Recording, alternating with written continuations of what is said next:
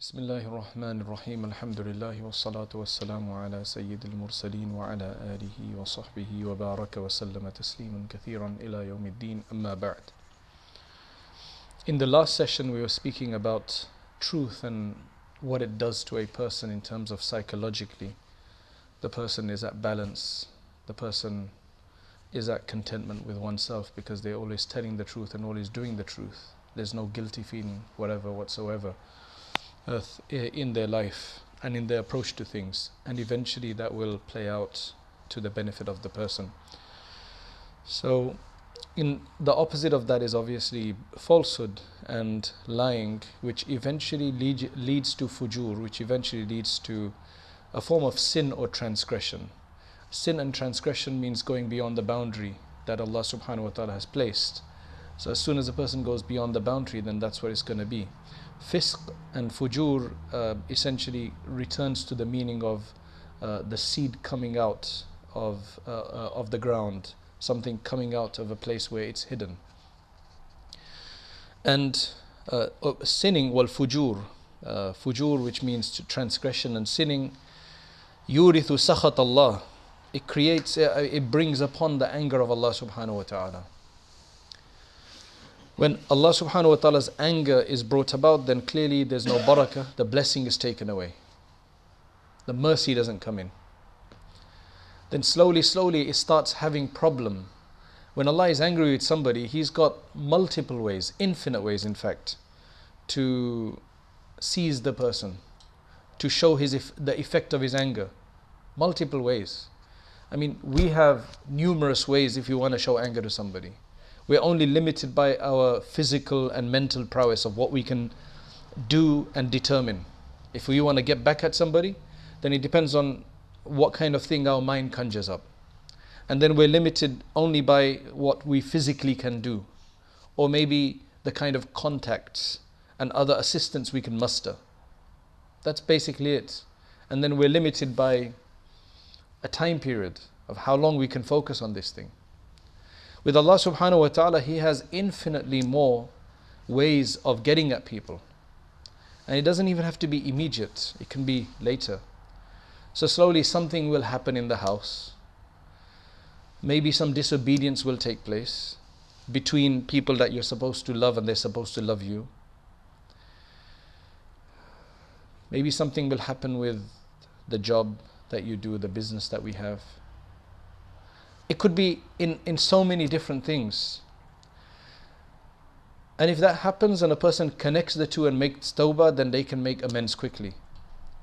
But if a person cannot even connect the two, that's the worst of the situation.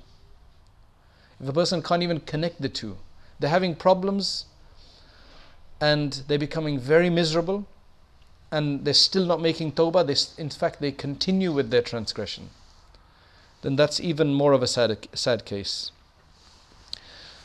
Aisha radiyallahu anha says that there was no khuluq, there was no akhlaq, there was no character trait that was more lowly and despicable and degrading in the sight of the companions of Allah's Messenger sallallahu alaihi wasallam than falsehood. That's just, true believers can never be false. Because true belief in Allah means that we need to be true to everything. How can you then be untrue to somebody else if you're very true to Allah? Where you can't even see straight away the consequence of being truthful or untruthful. وقال ابن عباس وقال عبد الله بن عباس رضي الله عنهما لا تتكلم فيما لا يعنيك ولا تماري سفيها ولا حليما واذكر أخاك بما تحب أن تذكر به. Abdullah ibn Abbas radiallahu anh gives a few examples. He gives a bit of advice. He says, don't speak except in that which concerns you. Don't speak except in that what concerns you. You know, this is like we speak about, we give this advice all the time, we hear this advice all the time, but it's very difficult to put into effect. Do you know why? I've got a theory. I think the reason why it's so difficult to put that into effect is because I think a lot of this is based on the culture and environment you're used to. if you're just used to and sit with people that speak about all sorts of stuff, wasting of time, panchat, chatter, gossip, right? Whether that be online now, you can do it. You know, sometimes a person is a loner, but they can do this online now. They're embarrassed to speak out, but they can write. It's the environment. I think, personally, I think this has a huge amount to do with environment. If there's people who don't like to hear things from us that are not very savory, that are just la ya'ni, then you're going to see that in their face. Even if they can't see something, they're going to they're going to change the subject or something like that. But when you've got, mashallah, people who like to do this with you, and they like the banter and everything, it's just a bit of a banter, they say, right? I mean, people are trying to pass off. I mean, have you seen these online problems when somebody says something, oh, it was just a bit of banter. It was hurtful, it's just a bit of banter. It's just like, it should be jaiz, it should be permissible, it should be tolerated, because my intention was banter. How do I know what your intention is? Do you understand? So, and this is achievable actually. It's difficult, but it's achievable. You just have to, if you're in a family that does this, then that's very tough because you're living with them many, many hours of the day.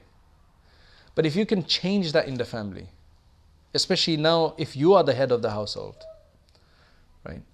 It's difficult when you're just one of the siblings and you don't, there's not much you can do except retire to your room, and that's also harmful as well when you break away with it from everybody. That's really harmful. A lot of people think that's the answer to everything, but that's sometimes very harmful.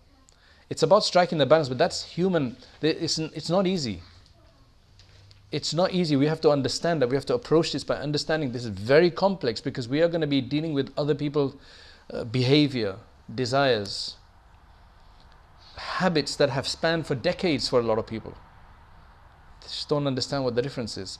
But what I believe is that if this is brought up over and over again in a nice way, this is how I benefited, I think, to a certain degree. When you just hear about it a lot, and you read about it, and you read the harms of it, then you're more careful about what you say. Man, that was wrong. I shouldn't have said that. There's no benefit. Bila fa'ida. But that is, I think, what gets us into the most trouble, because incorporated within it are so many other calamities. We're going to be making mockery of somebody, most likely. That will come out in it. Even if it's just between us about somebody else, it's going to be ghibat, right? Backbiting. It could become slander if it's even incorrect. A lot of stuff that we hear is incorrect. Is not completely accurate. So there may be a small amount which is accurate, but somebody's magnified it and exaggerated it. So that becomes then a bit of ghibah and a bit of slander. It could create an enmity with somebody. It could create arrogance. There are just so many things, because when you start talking down about somebody, then a natural reaction to it is that we're not like that, even though we may be. So there's just so many things that are calamity in here. And it feels so nice when you don't have to speak about anybody. It feels so nice. In fact, what Imam Ghazali rahmatullahi alayhi mentions is that the ghibat of the ulama, he calls it, I think. The ghibat of the wannabe ulama. Which is that, oh, look at that guy. They give a praise. If only they give a praise, he's so good, he's very good at this, that, or the other. If only he wouldn't do this. And we say it in a counseling way. We say it in a way that we mean well for them. But why are we bringing it up to somebody else for? If I tell you about somebody else and you got no impact on that person, why should I tell you about it? When it's not even harmful what he does to you. It's just a bad point the person has, but it's not a contagious bad point. One is that somebody's a swindler, a con man, a cheater, something like that. Then that's different. So it's about mentioning somebody with an outward expression of advising them or meaning well for them. But is it the right place to say it? It's a really complicated thing. That's why just avoid it unless absolutely necessary, and then justify it if you have to. You have to justify before you say it. But we've become the other way around. And I think this is very cultural. Because personally, I think that it also depends on how busy you are. It also depends on how focused a person is. A person who is very focused on high achievement for themselves and especially with an akhirah in view, they will do less of this. They don't have time for it. It's like the people who don't let their children, who are on the highest level of society, don't let their children watch too much TV, but make them work hard. Because they know that is just all a waste of time. We got something more to focus on. There's one country I went to recently. It's a, mashallah, very laid-back community. Only about 3,000 Muslims there. Right? All from one area, by the way, of India as well.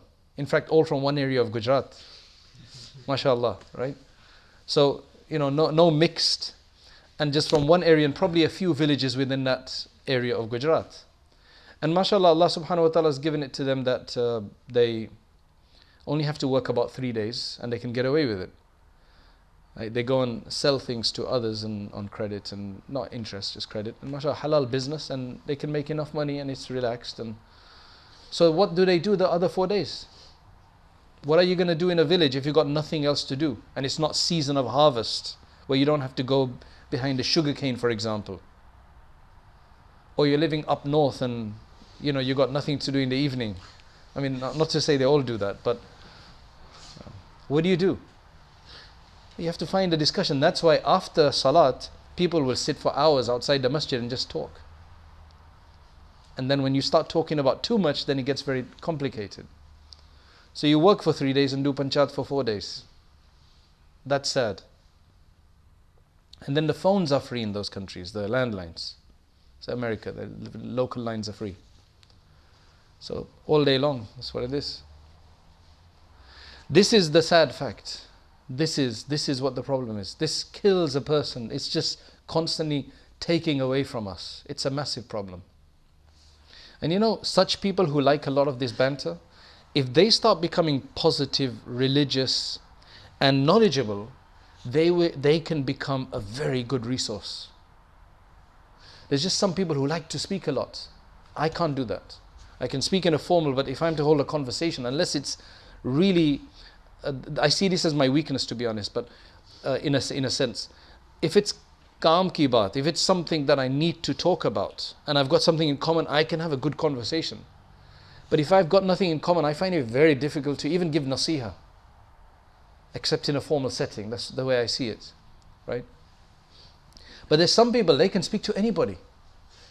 Now, if when speaking to just anybody, and mashallah, they're very captivating as well, if they can just replace all the waste that they spill out and start reading, learning, they could become massive forces. And I've seen somebody, they're not ulama even, but they've got this ability that you can sit with them and mashallah, a lot of people learn this in tabligh, by the way, because there it's an environment, it's a Islamic environment. They pick up a lot of things and then they can sit down and talk about this, and they can sometimes give better da'wah than even ulama, because it's just a practice, right? So if anybody is like that, then try to learn good things to speak about and benefit people, instead of harming yourself and harming other people with the ghiba, the blasphemy, and all of these other things that comes about in it, because eventually it leads to that. وَلَا تُمَارِ سَفِيهًا وَلَا حَلِيمًا. And then he says, do not ever debate with an idiot or a foolish person, a person who you can't have common terms with. That's what I call a foolish person, who can't understand where you're coming from and you can't understand where they're coming from. You're both on different platforms. Where you can't have common grounds with somebody, you can't hold a discussion. You can only have a sane, logical, rational discussion with somebody when you both can come to some agreement on at least some fundamentals. When a person has shifting foundations and fundamentals and principles, you can't discuss with that person who just doesn't understand it. That's what Ibn Abbas radiallahu anhu is saying, and that's the ulama used to say, like Imam Ghazali has related, that if you're going to even befriend somebody, then don't befriend a foolish person, because you can't trust them. You don't have common grounds with them. You can't agree that this is our principle that we're going to be going upon, that we're going to be following. They think differently. It's like a friend of mine, he described a certain group of people. He said they like camels. What does that mean? A camel is, though it's your camel, you can't trust it. A camel has its own mind. When you tell it to sit down, is it going to sit on the right hand side or the left hand side? You don't know. So if you're standing on the wrong side, it could sit on you, because it just kind of plops itself down. But it could be on the right hand side or the left hand side, and you don't want that coming upon you. So you can't trust it. So how can you argue with somebody that doesn't have a certain line, a certain agreed upon principle between you and them, that okay, these are accepted facts, let's go beyond that now. Likewise, there's no point arguing with a halim, with a forbearing person, because there's nothing to argue about. They're forbearing, patient. Right? And above all, he says, وَاذْكُرْ أَخَاكَ بِمَا تُحِبُّ أَن تُذْكَرَ بِهِ. Remember your brother, remember others, speak about others. When you make mention of others, mention them, speak about them and discuss them as you would like to be discussed yourself by others. See, a lot of people, they don't understand how it feels until somebody tells them that so-and-so is saying this about you and is completely incorrect. And you know it's incorrect. Then you start understanding what we may be doing to other people. Unfortunately, not many people come and are going to speak in your face. They speak behind you. Completely inaccurate or exaggerated. Right? Very few people will say things about others that are completely accurate, because very few people are particular. If they're very particular, why would they even speak about you unless absolutely necessary? So people who speak about others, they are generally loose. They're not particular about things. In fact, in the world, how many people are very particular about things? How many people are perfectionists? How many people really concerned about the boundaries? We're just very casual. Most people are generally very casual in their approach to everything. And when we're casual in that sense, then we risk getting into areas that are not ours. And when we hear that somebody said this, that, or the other about us, then, and you know it's inaccurate, you get very angry that why am I being misrepresented? So likewise, be careful how you speak about other people. And when you read this advice, then you will start thinking, if you remember this advice, keep it in mind, and then the next time you speak about this, you will see that, I noticed this myself, that sometimes I would say things in a kind of a universal way, in a general way, but it was not accurate. It was not accurate. I mean, what kind of an example can I provide? Like things to say, he's always doing this. When you actually think about that, no, he's not always doing this. He only does this in this particular context. When I've just told somebody he always does this, I'm just shutting him down completely. I'm not accurately representing them. And that's wrong. Yes, he does that in certain context, and he could have a valid reason for doing that, but I'm saying that he does that all the time. If somebody said the same thing about us, we'd say, no, I know, yes, I do that in a particular case, not all the time. But they've misrepresented me to say that that's what I do all the time. Somebody say, he gets very angry all the time. No, he doesn't. He only gets angry in particular cases. But they're misrepresenting. It's very difficult. That's why just abstain is the best. وَاعْمَلْ عَمَلَ رَجُلٍ يَعْلَمُ أَنَّهُ مُجَازًا بِالْإِحْسَانِ مَأْخُوذٌ بِالْإِجْرَامِ. Act in the way of a person, meaning make such a person your role model, whether that person is a mythical individual, like a model individual, or it's a real person that you know. What is their characteristic? Such a person who knows that whenever he does anything good, he will be rewarded for good, but he will also be seized and afflicted for doing wrong. So be that kind of a person and do those kind of deeds. So if you can think of such a person, you know such a person who's like that, who's very conscious about doing good and avoiding evil, then be like that person, or think of such a person, have a model in your mind of such a person and try to be like that person. Do you understand? A person who is very focused on doing good and knowing that he will be rewarded for doing good, and a person who knows he'll be punished for doing wrong. Be that kind of a person. And وَأَدِمْ شُكْرَكَ, make sure that you are constantly thankful.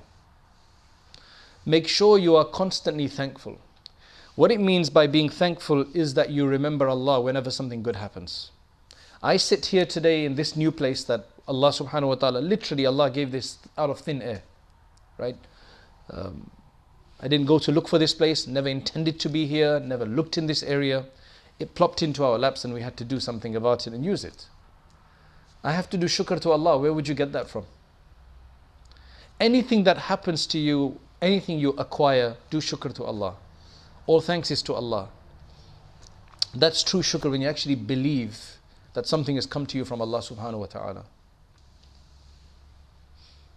You got a new car. You got to your destination in good time. No traffic. You're traveling somewhere. Do shukr.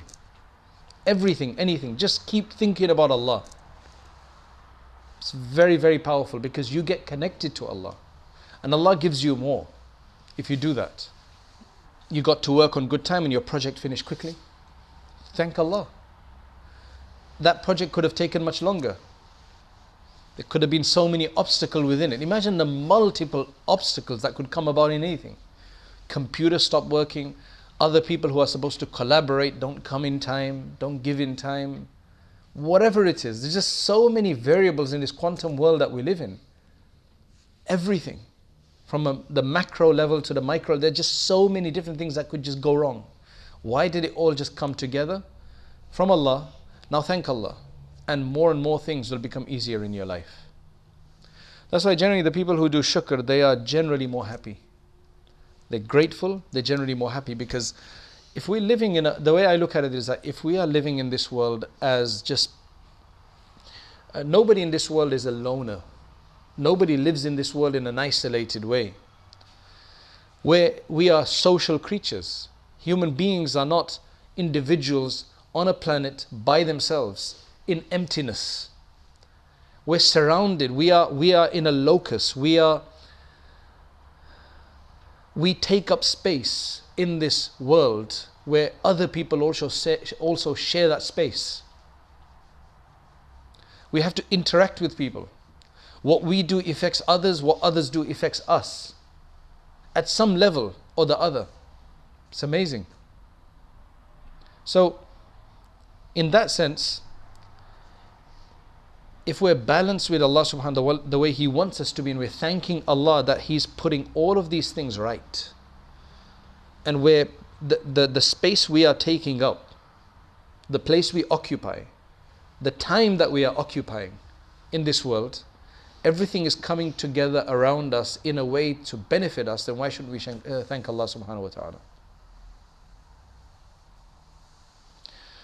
Waqsur min amalik. Waqsur min amalik. That means shorten your vain hopes. Shorten your vain hopes. And how do you do that? If you love the world, you love possessions, you want a bigger company, you want to own a bigger company, or if you're in the corporate world, you want to just be at the top of your game. And then you want to be on the board of, because in everything you can go, like if you are working in one company, you want to you look at other people, he sits on the board of this company and that company and that company. That's the next ambition, isn't it, for a lot of people? So if that's in the corporate world, if your business, I want my business to be this big, my house to be this large. In fact, it's not about one house anymore. It's about, I want this many houses. so I can take the rent. I can be a property owner. So all of these things. Now, how do you manage such a thing? How do you just stop saying, no, I don't want, I'm not going to have any of that? What do you think is helpful in that regard? What I think is helpful, Allah knows best, and there could be so many things that are helpful. Of course, tawfiq of Allah is the main thing, is that if you start focusing on the hereafter and what you want for the hereafter, then there is no doubt that that will then eventually, once you can push that through the roof, and that become the priority, then this becomes less the priority. Then even if you do have an idea that I want this many houses, I want to sit on this many boards, I want to become the councillor, an MP, whatever, whether it's political ambitions or whatever it is, doesn't matter. All of that will then be praiseworthy because you'll be doing it for the hereafter. It won't be done in vain anymore. So you could still have the same ambitions and goals, but you will do them for a different reason now. Because you've suddenly put all of this in light of the hereafter, which we're eventually going to get to after that. And now whatever we do here has to be beneficial for that. So carry on with big ideas, but have greater ideas for the hereafter, and these ideas will be put into their place. That's the way I look at it.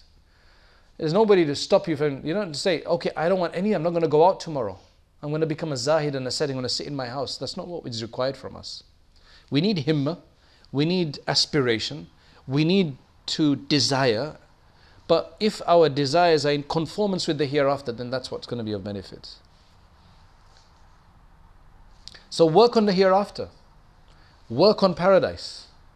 Work on satisfying Allah subhanahu wa ta'ala. And then we will understand, once you read more about that, read more Quran about that, you'll see that all of these things, it will suddenly be for that. All of these things will be blessed. And you'll get the dunya. But inshallah, it will be of benefit for the hereafter, as opposed to just purely of benefit of this world. So وَأَدِمْ شُكْرَكَ and وَقْصُرْ مِنْ أَمَلِكَ وَزُرِ الْقُبُورَ بِهَمِّكَ. Go and visit the qubur. Go and visit the graveyards, but with proper reflection. Going to visit a graveyard just like that doesn't have the same benefit as being very conscious about it. Inshallah, we'll continue with that another time. Allahumma anta salam wa minka salam tabarak ya dhal jalali wal ikram. Allahumma ya hayyu ya qayyum bi rahmatika nastaghith. Allahumma ya hannanu ya mannan la ilaha illa anta subhanaka inna kunna min al-zalimin. Allahumma salli wa sallim ala sayyidina Muhammad wa ala ali sayyidina Muhammad wa barik wa sallim. اللهم يا حي يا قيوم برحمتك نستغيث. اللهم إنا نسألك من خير ما سألك منه نبيك محمد صلى الله عليه وسلم، ونعوذ بك من شر ما استعاذك منه عبدك ونبيك محمد صلى الله عليه وسلم. اللهم اغفر لنا وارحمنا وعافنا واهدنا وارزقنا. اللهم اغفر لأمة سيدنا محمد صلى الله عليه وسلم. اللهم اغفر لوالدينا ولمشايخنا ولطلابنا ولإخواننا ولأخواتنا ولأصدقائنا ولأزواجنا ولأولادنا ولأقاربنا ولكل من له حق علينا ولكل من أوصانا بالدعاء. اللهم ارحمه وعافيه واعف عنهم. اللهم رب زدنا علما نافعا ورزقا واسعا وعملا متقبلا وشفاء من كل داء. اللهم إنا نعوذ بك من علم لا ينفع وقلب لا يخشع ونفس لا تشبع وعين لا تدمع ودعاء لا يستجاب له. Oh Allah, we ask you for acceptance. Oh Allah, we ask you for purity. We ask you for blessing. Oh Allah, we ask you for mercy. Oh Allah, we ask you for forgiveness. Oh Allah, we ask that you forgive us. Oh Allah, we ask you that you grant us purity and acceptance in your court. You make our hearts beloved. You make us beloved. You make yourself beloved to us in our heart. Oh Allah, grant us your obedience and grant us your love and the love of those who love you. Oh Allah, we ask that you accept us for the service of your deen. Oh Allah, we ask that you grant us the ability to thank you for all the multiple, infinite things that you have given us and you continue to give us. Oh Allah, we ask that you protect us from being ungrateful. Oh Allah, we ask you for gratitude. Oh Allah, we ask you for gratitude. We ask you for protection. O Allah, we ask you for closeness to you. O Allah, we ask you for tawfiq, for the best of this world, but the best of this and the hereafter. O Allah, allow all our endeavors of this world to be for your sake. O Allah, whatever we do, allow it to be for your sake. O Allah, protect us from wrongdoing. Protect us from mundane discussions. Protect us from idle talk. O Allah, protect us from wasting our time. O Allah, there are so many ways to waste our time nowadays. O Allah, we ask you to make us focused, and O Allah, a people of high resolution. O Allah, allow us your tawfiq. Allow us your tawfiq to do what you are pleased with. O Allah, before our death, allow us to be rectified. O Allah, we ask you for correction. We ask you for rectification. We ask you for full purity. O Allah, we ask that you accept us. O Allah, accept us. Only you know what you can take from us, or what you can make us do, and what you can accept from us. O Allah, we put ourselves in your hand to grant us afiyah, grant us well-being. O Allah, a permanency of well-being and thanks upon your well-being. O Allah, we ask that you accept this place from those who have provided it to us, and O Allah, you allow us to use this place for the great benefit. O Allah, allow us to use it to its highest potential. Allow many to benefit from it. O Allah, allow many to benefit from it. And all those who've supported us and who've assisted us, O Allah, grant them great acceptance. Relieve them of their miseries, relieve them of their problems, and grant them tawfiq. And O Allah, fulfill all of our permissible needs. O Allah, fulfill our permissible needs. O Allah, fulfill our permissible needs, and protect this place and all of us from all of the harms that are out there, from all of the harms that are out there. O Allah, there are many fitna out there. We ask you to protect us and our children from all of those challenges. O Allah, we ask you to rise to the challenges of this time and allow us to deal with them. O Allah, we ask you for the kalimah on our deathbed. And O Allah, we ask you that you make all of the stages easy for us, that we are in the company of your Messenger sallallahu alaihi wasallam. We ask that you send your abundant blessings on our Messenger Muhammad sallallahu alaihi wasallam, and that you grant us his company in the hereafter. Subhana rabbika rabbil izzati amma yasifun, wa salamun ala al-mursaleen, walhamdulillahi rabbil alameen.